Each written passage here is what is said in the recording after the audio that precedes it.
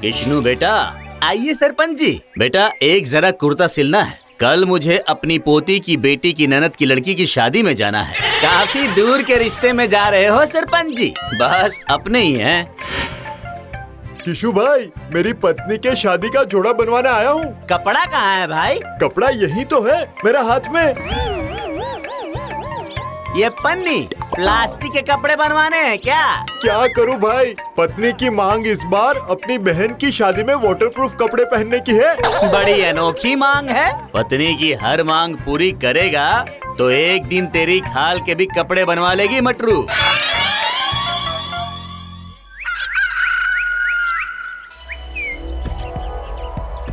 सबकी मांग कैसे पूरी करूंगा सरपंच जी?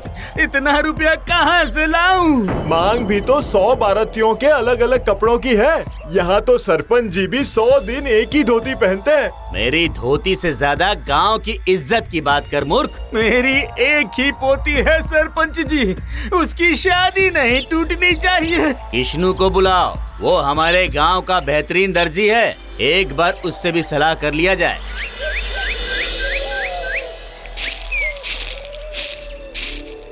बताओ किश्नुदास, दिन में 100 कपड़े बन सकते हैं? बस मुझे वो कपड़ों की लिस्ट अगर मिल जाए कि कितने जोड़े किस किस किस्म के कपड़े हैं तो काम बन जाएगा। लिस्ट दिखाओ काका।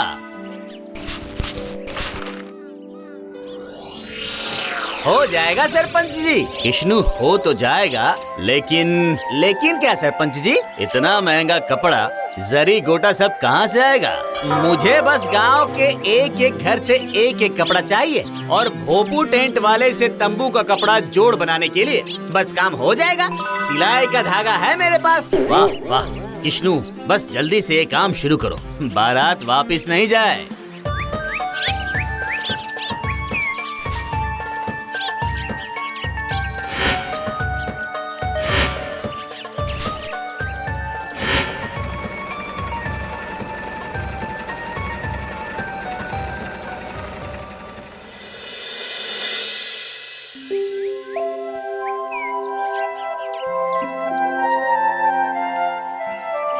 कपड़ों की बनावट और सिलाई ऐसे हुई है कि किसी को पता नहीं चला। कमाल कर दिया किश्नु। हाँ किश्नु, कमाल तो कर दिया, लेकिन एक कमाल और कर देते। लगे हाथ तंबू के कपड़े से ही मुखिया जी की धोती सिल देते। आज भी अपनी पुरानी धोती पहनकर आए हैं। तू अपनी पत्नी की वाटर प्रूफ कपड़ों की चिंता कर। अगर पानी में भीग गई तो तेरी पत्नी तुझे कपड़े की तरह निचोड़ कर धूप में सुखा देगी।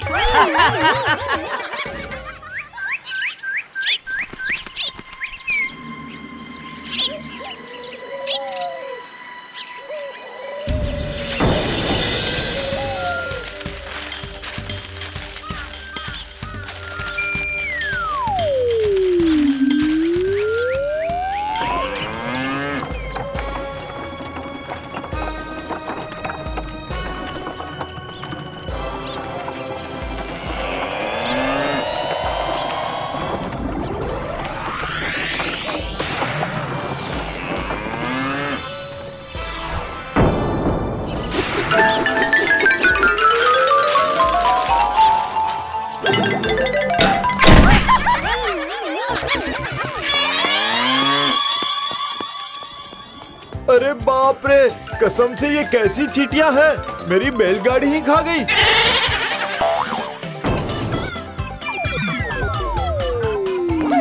भाग ले बेटा, वरना बाप कसम अगला भोजन तू होगा इनका।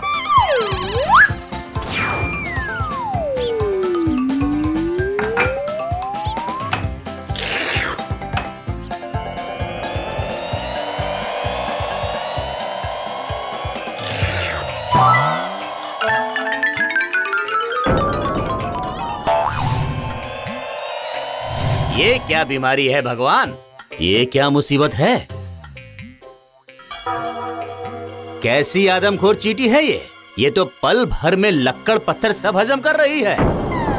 अरे अब मुझे खाने की बारी है, भागो। आदमखोर चींटियां आ गई, आदमखोर चींटियां आ गई, भागो, भागो।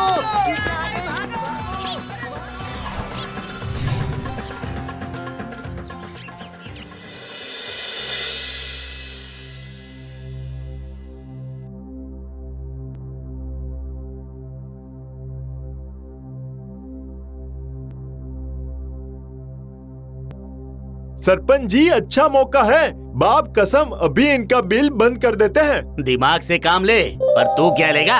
दिमाग तो तेरी बीवी खा गई है। मैंने कुछ गलत कहा क्या? मटरू भैया, अगर हम चींटियों का बिल बंद भी कर देते हैं तब भी वो दूसरा बिल बनाकर निकल आएंगी। उनके दांत बहुत मजबूत होते हैं। अब समझ आया कमअकल? तो अब क्या करें? गांव के आधे से ज्यादा घर तो इन चींटियों ने खा लिए। यहाँ तक कि सरपंच जी भी ना घर के रहे ना घाट के। अरे तू अपनी सोच। तेरी बीवी जब मायके से आएगी तो तेरा क्या हाल होगा? अभी समय लड़ाई का नहीं है, सोचने का है, वरना सुबह बाकी का गांव भी नहीं बचेगा।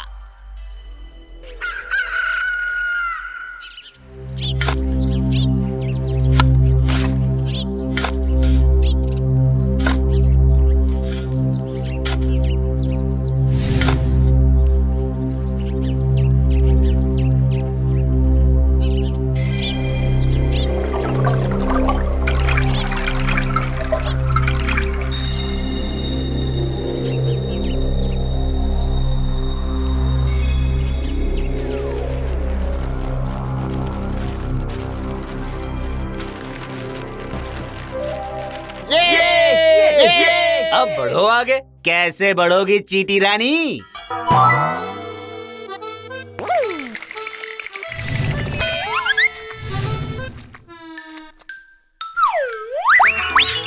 बाप रे, ये तो पानी से भी नहीं डरती। भागो भागो सरपंच जी, वरना आपकी धोती भी गई, बाप कसम।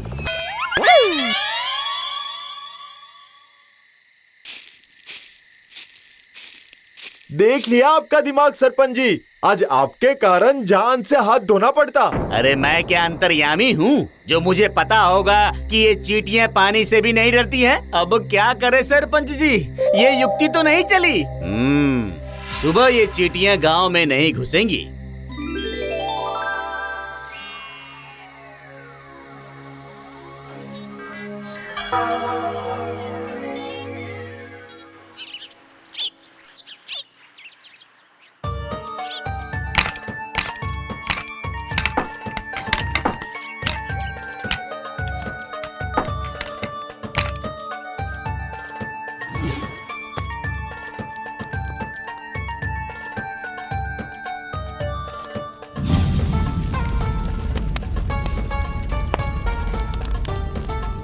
आपको लगता है ये सही सुझाव है सरपंच जी? आग से ये चींटियां दूर रहेंगी किश्नू बेटा।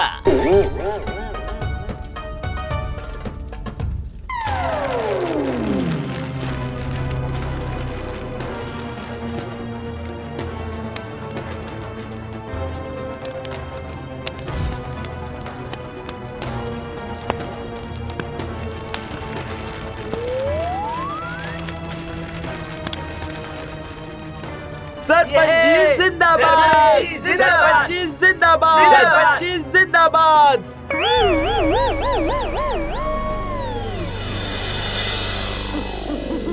आज हमने चींटियों को अपने गांव में घुसने से रोक दिया और उनको रोकने के चक्कर में कितने क्विंटल लकड़ियां जला भी दी।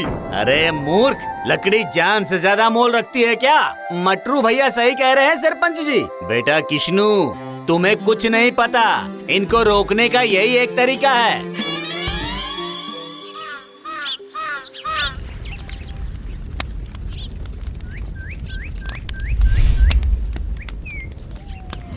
सरपंच जी, आपके इस आग के सुझाव ने तो गांव में जेठ की दोपहरी सी गर्मी कर दी है पोष के इस महीने में। इस दोपहरी की वजह से ही बच रहा है मटरू, वरना पाताल में होता। गांव की सारी लकड़ियां खत्म हो गई है सरपंच जी। क्या? और ऐसे समय में जंगल भी नहीं जा सकते हैं, वरना इन चींटियों का शिकार हो जाएंगे। अब क्या होगा भगवान?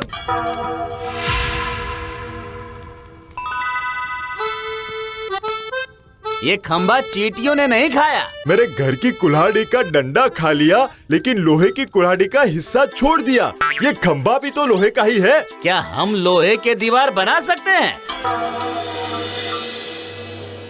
क्यों रे जग्गू, तू तो लोहार है, क्या लोहे की दीवार बन सकती है? इतनी बड़ी दीवार कैसे बनाएंगे सरपंच जी? इतना लोहा और इतना समय नहीं है। दीवार बनते बनते ही जग्गू शहीद हो जाएगा। जग्गू भैया, आप मुझे एक चीज ला कर दीजिए।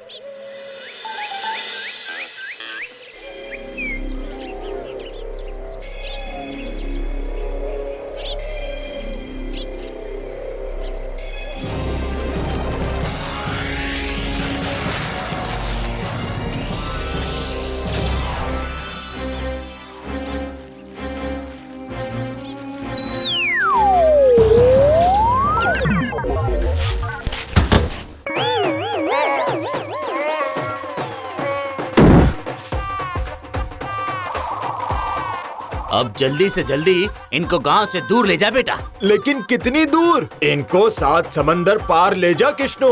हमारे पास ज्यादा समय नहीं है। मुझे नहीं लगता है कि ये लोहे की चादर भी इनको ज्यादा देर रोक पाएगी। खड़खड़ी पहाड़ी। हाँ बेटा, वो पहाड़ी इतनी गहरी है कि एक बार कोई गिरा तो हजारों मील नीचे जाएगा। वहीं इनको छोड़ा।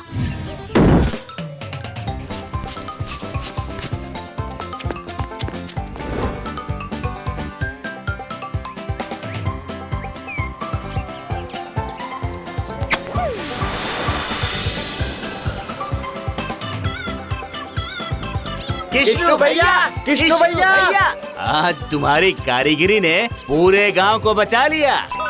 हाँ कृष्णु भैया, अगर सरपंच जी के भरोसे रहते तो पूरा गांव खा जाती चींटियां।